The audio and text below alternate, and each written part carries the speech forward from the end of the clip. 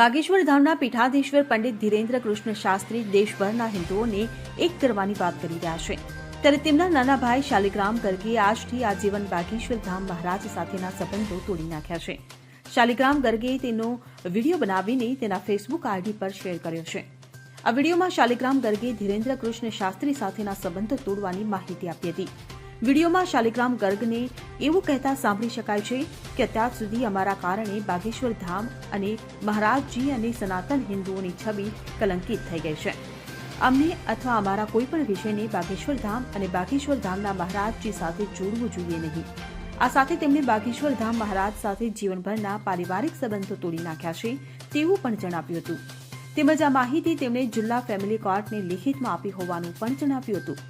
ઉલ્લેખનીય છે કે બાગેશ્વર ધામ મહારાજના નાના ભાઈ શાલિગ્રામ ગર્ગ ઘણીવાર વિવાદોમાં રહે છે. આ કારણોસર તેણે પોલીસ સ્ટેશન અને કોર્ટના ચક્કર લગાવ્યા છે. શાલિગ્રામ વિવાદોમાં ફસાયેલા હોવાને કારણે ઘણા લોકો બાગેશ્વર મહારાજ ધીરેન્દ્ર શાસ્ત્રીને નિશાન બનાવતા હતા અને કહેતા હતા કે એક તરફ મહારાજજી લોકોને સાચા માર્ગ પર ચાલવાની વાત કરે છે, તો બીજી તરફ તેમના ભાઈ ખુલ્લેઆમ ગુંડાગીરી કરી રહ્યા છે. Bureau report CN24 news.